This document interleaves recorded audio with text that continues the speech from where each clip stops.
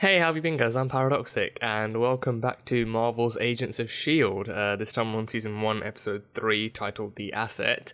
And I want to say a huge thank you to all of you who saw the video and loved it, and I saw a lot of positive feedback from you guys saying that you really loved the show and you loved watching reactions to the show, so you were looking forward to it, and just saying overall how you enjoyed the reaction. So thank you for supporting the video that much, and I am definitely going to be continuing with this show and definitely going to be continuing with the series, so I'm really looking forward to it.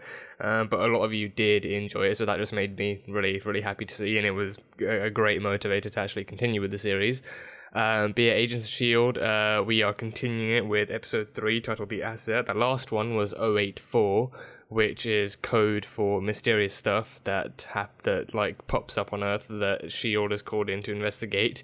A nice reference to which was Thor's hammer that Coulson called in. I think that was like a post-credit scene after, I think, Iron Man 2, or... I think so, yeah.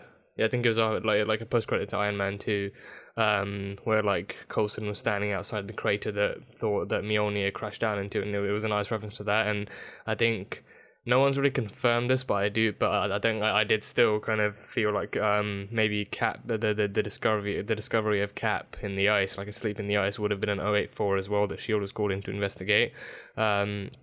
But anywho, that's that, and we got like a nice bit of like development, which a lot of people pointed out that that's what basically the first half of this season actually focuses on, like actually developing the characters, showing how well they work together and who they are, and setting up stuff for the Winter Soldier, like the Hydra, the Hydra takeover of S.H.I.E.L.D. in Cap 2 Winter Soldier, that ties into this. And people did also point out that they're like, as much as there are MCU tie-ins, and as much as this is one of the bigger kind of MCU connected shows, it still does a great job of actually standing on its own and introducing its own storylines and its own characters, which I'm very much looking forward to seeing and sharing with you guys on the channel. But yeah, so like we saw a fair bit of development of everyone actually working together as a team despite their obvious kind of differences and disagreements and whatnot.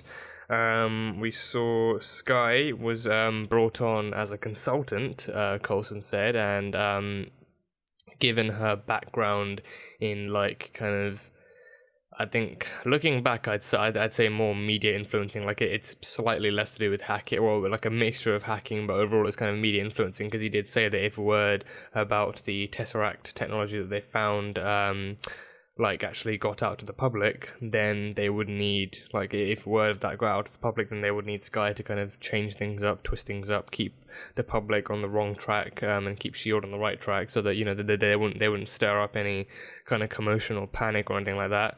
So that was cool. And Ward was I think, I mean, May did kind of like introduce him to the idea of actually like assigning himself as her SO. I think I know what SO stands for. Like, it's not, in this case, it's not significant other. I think it's like some kind of observer or like some kind of mentor. It's like an agent's role. It's like when you like I've heard it mentioned on here before. Like, it's like some kind of like mentoring role of some sort. Like Ward had, I think. I don't know if like I remember Ward mentioning one in the first episode. I don't know if it was Coulson, if he was Ward's mentor, but and someone also pointed out that Ward's actually not a new agent at all. I think, I don't know, from what I remember from season 1, from the episode 1, he was like, I think maybe like newly graduated or just newly like recruited onto the team, but he was typically like like an agent in training or like an agent with other missions. But now he has been brought onto Coulson's newly built like team of agents, so he's not a new agent himself, but he is like new to this team and to all these people, which aids in the whole development factor. But I think he did have an SO. I'm assuming it was Coulson maybe, or maybe someone else, but I don't know. But he did say that he could be Skye's SO and actually help her and introduce her to the kind of more S.H.I.E.L.D. centric areas of working this life and working on this team. So that's going to be fun to see. But yeah, we also saw them taking the Tesseract technology to a place called Slingshot, which just screamed Area 51 to me.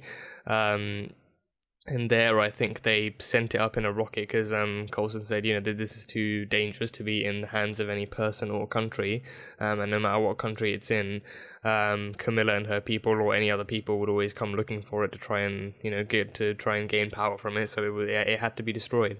So they sent it up to the sky in a rocket, and I assume that rocket went kaboom and rained Tesseract tech all over the land. So yeah, but that happened, and then during that scene, we also saw Skye getting a text from the Rising Tide that we know is a fairly like perceptively an antagonistic kind of group that Coulson and his group are against. I don't know if they're like a big thing or if they're like, you know, like a minor inconvenience to them, but you know, like Ward you know, did express some disdain towards them given what they do and stuff. But then Skye did kind of try and console him by saying, you know, it's like the Rising Tide isn't just about like, you know, spilling the beans and like causing commotion and, you know, revealing everything, but you know, they're about like a group of people with an idea, and especially ones who, you know, revolve around the idea of teamwork. With each person coming up with their own contribution and making the idea work, as opposed to like one person coming up with everything and then everyone else just following along like sheep, which is the idea they went with towards the end, after they blew a hole in the side of the bus. And then we got a nice cameo from Nick Fury, telling Coulson that he better repair and remodel that plane. A very, very fun cameo. But yeah, it was a fun episode to see, and I think, you know, again, like these first few episodes I've heard are going to be development focused, so it's going to be fun to see how well the cast works together and how fun the characters are to see. But yeah, that's pretty much all I have from the last episode. So episode 3, titled The Asset. Let's go. Oh, so he's got like a protected delivery. That's not May, is it? It doesn't look like May. So it's got protected delivery of cargo. This is government stow. Whoa. An attack this early on? Whoa. What in the holy name? I don't think there's anything holy about this. I highly doubt God wants what you're packing. Jesus.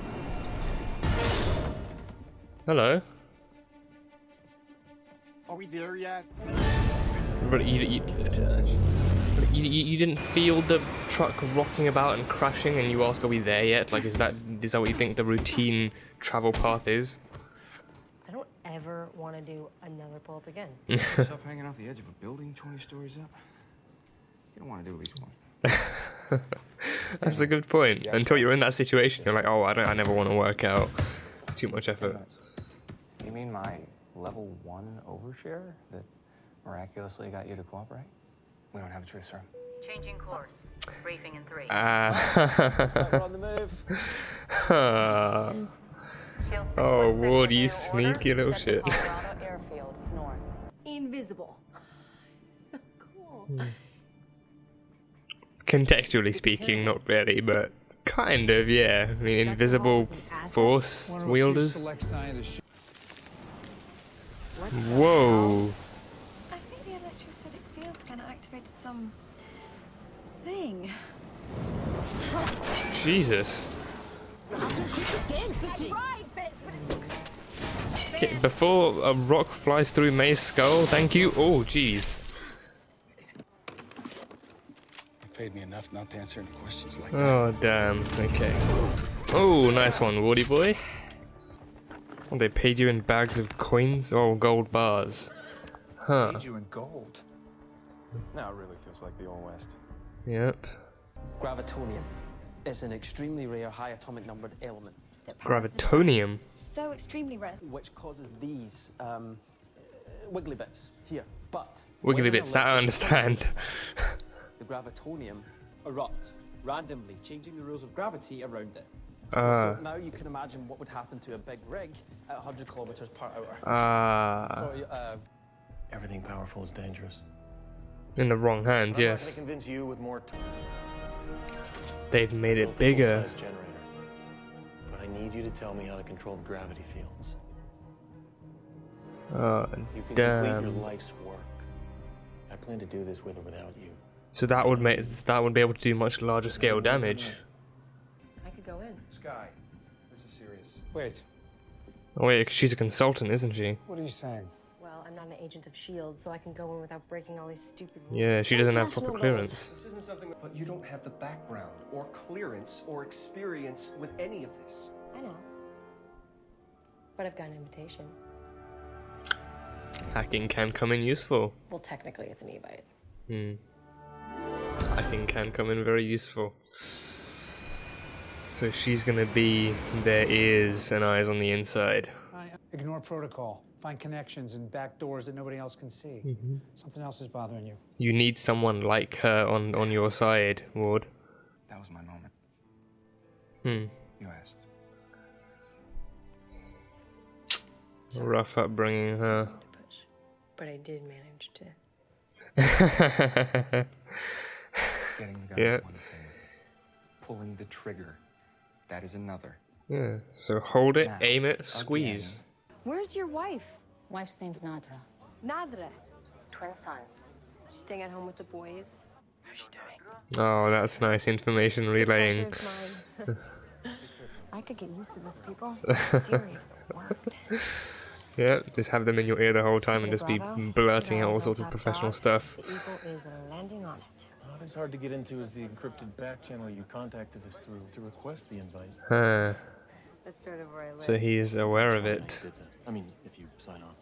Yes, I want to hire you before someone else snatches you up. Really? Wow. Yeah. Oh, Skye, don't tell me you're considering this now. Come on, you got a good gig with S.H.I.E.L.D. Shareholder. Imagine if you could move a super tanker's worth of cargo with a swipe of your hand. So promotionally speaking, he's actually getting people's interest, but this has much larger lethal implications at play. Of course, you know what I mean. Probably have like 10 pens for all your idiots. What are you really doing? Yeah, he's catching on to you, Skye. Be honest with one another. If you know what I mean. S.H.I.E.L.D. is listening. Skye, you really... I mean, would this be blowing her cover, or would it be... My office had less space, more wheels. Because then he's not going to talk. The view of the ocean and the pool. She probably just used her,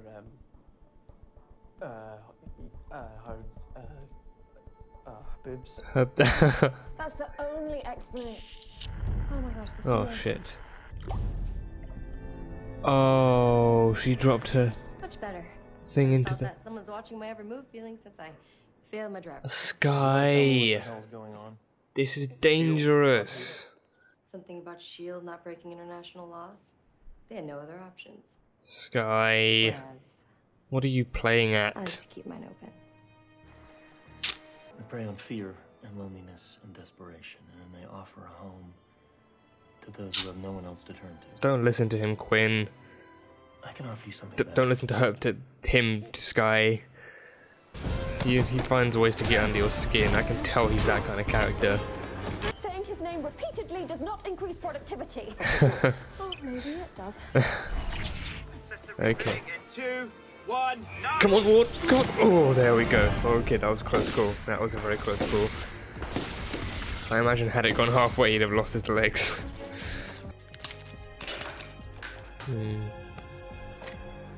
Oh shit. No, no. Okay. She was playing nice. She still can. Just don't shoot her. I'm right where I'm supposed to be. No, here, Hall, this is I'll be not... honest. Our strategy did not take into consideration you saying that. No, it did not. This is not where your skills are best applied. Okay, you are a S.H.I.E.L.D. scientist. Look. Oh, jeez. Tells me that wasn't the off button. Oh. Yeah, I don't think that was an off button. Not unless off makes you fly into a wall. I'll disconnect the power before things get...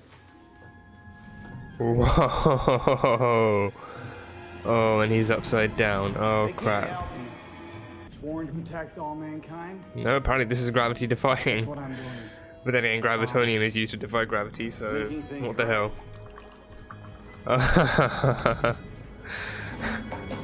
This is massive. Follow the voices. Southwest corner. Ward, Or May's direction, that would probably work even better. from out here. I sent you in here with nothing. Nope, they sent her in here with skills. Things. Kid's got balls. Your search for an unlimited power source brought an alien invasion. Yeah, Fair point. the Tesseract, yeah. Yeah, I think this would be another slingshot-worthy item, wouldn't it? Oh, nice one, Woody boy. There we go. Oh crap. There we go. Yeah, time to take down the big brother. There we go. There we go. Now I have to make mine. Oh crap. Oh, Jesus. Oh, R.I.P. Dr. Hall. Oh crap. Oh, is he gonna meld into it? Is he gonna meld into it?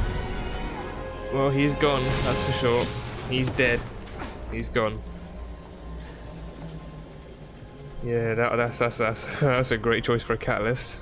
Anyone finds out, you're responsible. Okay. Suffering. The fridge. Yes, sir. Reporting for combat. Next time it's up. You committed to the cause? And you are a little rusty. So she's ready to jump back into combat after all that she went through? Sent me back to St. Agnes after a month. St. Agnes? So it wasn't a good fit. Foster parents. Oh, she was in a foster house. Third. Like a care home for kids. Is that the end? That is not the end. Not just yet. So that it's being kept in the fridge, the deepest possible, like, storage location. Is Hall still in there? Is he, like, still alive in there, in some sense? No record of it. Yeah. That's what Coulson wanted to. Oh, Jesus. Okay, Hall is still alive. Yep, that's the end of it. Yep, so Hall is definitely still alive inside that little bulging ball of Gravitonium. So that's fun. But yeah, once again, interesting episode. Again, focused more on like the sci-fi elements of it, with the introduction of Gravitonium and its implications, and I think this definitely felt like one of those things where, you know, they come up with like this new kind of sci-fi project, or like this kind of invention or discovery, and then they either explore or they kind of reiterate all of its implications and the pros and cons of having it, and, you know, what the benefits of actually researching and developing it further on are. And Ian Quinn, so he is also a scientist, a co-worker of Dr. Hall, and he resides in Malta, where it's like legal to do this stuff, like legal to research and develop whatever you want with no restrictions or regulations, like he said. He's free from SHIELD, free from any kind of government from, I think, maybe, I mean, does he still receive funding? Like, does he still get like government grants, or I don't know? Because I mean, I think they still said he's the guy who still promotes this stuff. He attends charities and galas, and, you know, like any kind of event where he might be able to, you know, talk flash about his stuff. So then he might get donors and investors and stuff like that. So he might get money from that. But I think I would think if he doesn't get any interruption from the government or any kind of restrictions from them, then he might not get funding either. Because if they leave him alone, then they might not support him either. So yeah, that's that way. I mean, anything bad that does happen might still end up on his own head. But yeah, I mean, he definitely, like, he's got an interest in financing all these kinds of sci-fi projects. He's interested in, like, actually, you know, like Hall said, he's interested in exploiting research and exploiting people's interests, and, you know, seeing where he can take, like, every possible angle he can take a new discovery, like the Gravitonium. And, you know, he's very easy, like, he finds it, he very easily, you know, again, he very easily promotes this kind of stuff, and because he's free from government restrictions, he's learned to kind of develop this stuff without being afraid of the repercussions or the implications of this stuff ending up in the wrong hands, even though technically he himself is the wrong hands. And, you know, you can easily tell that even he has an ulterior motive with this. Like, it could, like, you know, like, whether it's money, whether it's kind of financing darker, like, kind of trade deals or something else. Like he's always got an ulterior motive of his, and he can always easily kind of try and convince you that, you know, the implications of like the pros of this far outweigh the cons, even if it's the complete opposite, or, you know, just kind of sweet talking you into, you know, agreeing with whatever he says or buying whatever he's selling. So he's very much that kind of like money focused, like kind of researcher, and the one who always sees like money as the answer to everything, and the one who always thinks that, you know, like the money that comes from this is going to power everything else that we come up with. So we need to find a good way to sell this in the best possible way, so that, you know, in the future we can, you know, rule with this kind of stuff. Whereas Dr. Hall is much more, you know, he's much more aware of what, like, you know, when they discover something new or when they invent something new, he's much more aware of like what the cons of this would be, and, you know, how many more people this would affect. So then taking Quinn off the grid, taking him and his people off the grid, that would mean that, you know, that there's less people like that would, you know, much more happily exploit people's finances and interests in the in like place of actually thinking about what would happen if this ended up in the wrong hands, especially if they are the wrong hands. So yeah, but Hall was also a professor, like a mentor to Fitzsimmons. So he taught them, I presume, everything they know. But yeah, I think so. Just like double check, like like Fitz is like the engineer of the team. Like he develops the tech, and you know, he's the one with the drones, and he like analyzes any kind of technology they come across. But Simmons is Simmons is the one who looks at, like, I don't know, maybe biology and chemistry and stuff like that. So like, yeah. So she like substances they come across, any of that kind of stuff, like, you know, stuff that she can see. She's the one who investigates that. And like, I mean, in the last episode, Coulson said, you know, like one of them had like 2 PhDs in fields he didn't even know how to pronounce. So they are definitely the brains of this operation, in the technical sense. So that's fun. But yeah, Hall is, he's swimming around in the Gravitonium now. His hand reached out, his Gravitonium soaked hand, so he's somewhat still alive in there. I don't know, I would say I thought by shutting down the power, then that would mean that, you know, the Gravitonium itself shuts down, but that wasn't enough, like, to actually take down its, like, the gravity distortion, like the distortion of the gravity fields. They had to throw a catalyst in there, and in this case it turned out to be Dr. Hall. So he is, I think him being alive is keeping that stuff under wraps. But the Gravitonium has been sent to the fridge. They have very interesting names for some of the stuff in this show. Like the slingshot, that kind of makes like that sounds less weird. But the fridge, that's like where they keep stuff in, like, I don't know if they actually keep it in cold storage, but they keep it in storage where it will never be found and never be looked for. And Coulson especially specified no record of this stuff, no record of it having existed, or it being sent into storage. And if it does, like Hall didn't want to destroy it. He wanted it to be kept in the right hands. He wanted it to be kept out of the bad hands. He knew that, you know, like financing and, you know, like investment aside, this was something that could be used for good, but there were far too many bad people in the world who would look beyond, like who would look into how they could use it for their own gain, Quinn being one of them. So he wanted it kind of like Coulson said, he would want it to be kept away from those people, and just, you know, it's, you know, like, it could be useful, but it's too powerful to exist in any hands. But don't destroy it, just, you know, put it into, I mean, he didn't tell Coulson, obviously, but, you know, Coulson said, you know, this is what Hall would have wanted. So if anything does happen to it, if anything does come out of it, like, if word does start to stir up about it, then the guy who locked it away is going to be to blame, because he was in charge of keeping it off the records and keeping it invisible. So, yeah, so that was the Gravitonium. What else? So Skye. I don't know what she was going. I mean, well, she was offered a job. She was given a job offer by Quinn, which I think she didn't directly reject, but she did eventually kind of indirectly reject. So that was that.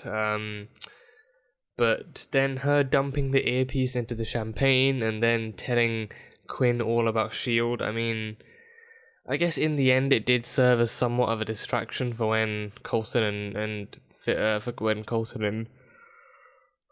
Ward eventually came in, but at the same time it's like she's just giving up everything she has, and like, oh, they picked me up in LA, they've done this, they've done that, and all of that stuff, and it kind of makes you wonder, because I think it's because we're still early on in the series. Again, development on these characters has just started rolling. Like, they're still a new team to each other. They haven't been through enough to actually trust each other, and I think that's the main problem. She has, like, Skye, you know, the person she is with the work the work that she was doing that got caught onto S.H.I.E.L.D.'s radar.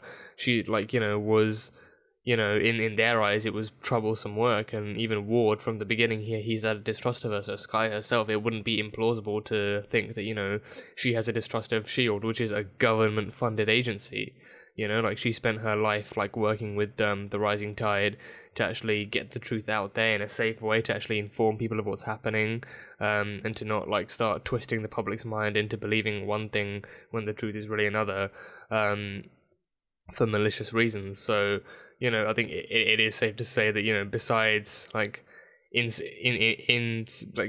despite having been brought on as a consultant, and despite Coulson constantly sticking up for her because he knows that, you know, she has useful skills, I think to her that might be all it is. Like, she might just be useful to them. Like, you know, she knows that, you know, given her field of work, that, you know, S.H.I.E.L.D. definitely does see her as a threat. Like, you know, in the with her skill set and her employment in the wrong hands, she could easily turn the world upside down. Like, with the stuff that she could help expose.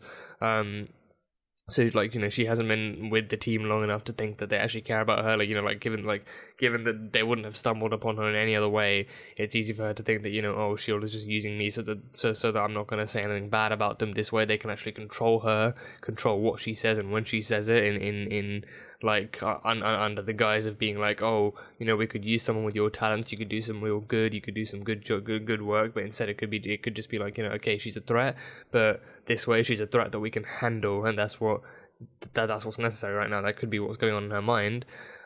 So she needed telling someone like Quinn would probably be like a good way for her to actually get those, like, thoughts out in the open and actually tell him everything that's going on. And again, with, like, a kind of side motive of stalling for time whilst stuff goes on. But yeah, so Quinn does know, like, about Skye's employment with S.H.I.E.L.D. and, like, what I think he knew what the whole gist of the operation was and why they were there. But yeah, that scene really caught me off guard. I didn't really know what to think of that. But yeah, I think again it's because, like, we're not really too deep into development yet. Skye doesn't know these people. These people barely or kind of barely know each other, and Skye is very much an outsider. That makes it even worse. Like, the fact that not only is she, like, just like a new member of the team, she has no formal training. Like, she's pretty much, like, in her eyes, she is the kind of people. She is the kind of person that you know, these guys would be fighting against, like activist groups that, you know, spill the truth and get the public all worried about, you know, what's really going on behind the governmental curtain. Like, you know, aliens exist, all these attacks exist, and, you know, all this stuff is going on. Like, you know, she's the one that they would be working to avoid, and to, like, the one they'd be working to silence. And, you know, she's used to being, like, to making her voice heard and voicing the truth to the public, and actually making people aware of what's going on in the world they live in. And, you know, even Coulson has said, you know, like, sure, like, we are a government agency, we very much fight to, you know, stop the truth from getting out, to, you know, protect the public by any means necessary. And, you know, people like you would stop us from doing that. But then, you know, he recruits her onto the team, under the guise of like, you know, oh, you know, your skill set would be useful and you'd be able to do some real good with us. But you know, she could definitely still be under the mindset that, you know, this is just their way of actually handling a threat like me. If they can control me, then they have nothing to worry about, and I get to feel like I'm a part, like I'm a part of the team or something. When she's got nothing but distrust from Ward from day one, and Fitzsimmons, she doesn't even relate to them. And May, I mean, we've barely seen anything between her. Like, May is just distant on her own. She's, you know, like in like a bubble of her own. She's seen like enough combat for her lifetime, and she's just trying to do her own thing. But Coulson keeps bringing her into the fold, so it's still a very, very like kind of staggered and like, you know, like a Jenga tower of like insecurities and distrust and all that stuff, and like miscommunication, stuff like that. But they are slowly progressing through each mission. They are slowly progressing and, you know, learning stuff from one another and actually learning to work together as a team. So, you know, it's good to see that in the midst of all it seems like a nice combination so far of actual conflict as well as cooperation that actually comes together at the end of the day. And we get nice little tidbits of backstory in it as well. Like Skye grew up in care, I think. She mentioned like a nun, like Sister Saint Agnes, and I think she said she could like she kept on coming, she kept on being returned to the care home. Like she just wanted the parents to like her, but I think it never happened or something. Like, I'm actually gonna watch that scene one more because I think I must have misheard one of the lines. But yeah. So she never really fit in anywhere, any family growing up. Like, it was like her third set of foster parents that sent her back to the kids' home, and they all, like she said, she'd heard it before, so they all always said the same thing. But it was after like 9 months that they sent her back and said that she wasn't a good fit or something. But the third one's like she really wanted like them to like her and to actually be able to be somewhere she belongs. So she's kind of been drifting in and out of places, never feeling like she belonged, and never really having a place to call a family or call a home. And even even the sister Saint Agnes, she called her like she called her mum once, like she referred to her as a mother. So it's like that place was her only home. So yeah, and so like again, it's like not easy for her to actually like fall into a place feeling like she belongs. The rising tide might be the only place, because she's doing something she believes is right, and she's doing it alongside people who hold that same belief and who are working together for the same cause, like she explained in the last episode. So yeah, so Shield, like, you know, she's not so trusting of it very easily. She understands that Coulson is sticking up for her, but she sees the distrust in everyone else's eyes. She knows she's an outsider brought on, and you know, even and again, even like Quinn said, you know, like she's a threat to them, but you know, she's a threat that they know or at least think that they can handle. So that way, if they recruit her, they can control her movements and her actions, and they can control what she says or does. So that way, it's easier for them to make her feel like she's at home, even if she really isn't, even if she doesn't get along with anyone else. So yeah, damn. I just empathize with her. I just feel really bad for her, like knowing this, you know, like that's the kind of upbringing she had, just not really fitting in anywhere and just not really feeling like she belonged. And Ward himself, he mentioned he had a rough upbringing, like him being abused by yeah, I guess it's safe to say being abused by his older brother. Like him and his younger brother got abused by the older brother, like just for no good reason, just for like taking something from him, like taking a toy or eating a piece of his cake or something. Just, you know, he had to learn to protect himself and his younger brother, and he's been doing that since he was a kid. I don't think he specified an age, but I think it's fair enough to say he's from a young age. And he's grown up with that need to protect others and to protect himself, and to also, like, that's where that kind of like drill sergeant mindset comes from. Like, you know, you have to learn to protect yourself and you have to learn to be like defensive, and he's kind of put up like a tough kind of forefront, like to show him that, you know, if you hurt the people he cares about, he will hurt you right back. And he's not here to mess around with people who aren't about those same ideals, and he's not about, you know, actually messing about. He's about getting the job done. And like kind of like fairly similar to like an actual soldier's mindset, actually protecting people, getting the job done and following orders. and stuff like that, and actually fighting back against against the bad guys, the ones who are actually hurting people. So it's good to see that, like at the end of the day, when the mission's all done and dusted, and they're just just maybe training, maybe just relaxing, like Ward and Skye, like they do seem to get along fairly well. They actually do seem to be able to talk to each other at the end of the day, and be able to confide in each other and trust each other. So those were their moments. Those were their defining moments. And also, there's no truth serum, or at least that's what Ward said. That's what he said, like level 1 overshare. So at that point, I figured, oh, so he probably tricked Skye into like giving off a believable performance that this thing would actually work. So then, knowing her, she would take the truth serum, and then like something would happen to her. So he just gave a believable performance. But then she mentioned it to Coulson, and then he just kind of gave her the eyebrows and that kind of smug smile. So now I'm confused, because I don't know if the truth serum actually exists, or if it's just a ploy, or because I think she mentioned it again subtly at the end, like she said, oh, like Coulson said there's no such thing as like there's such a thing as truth serum.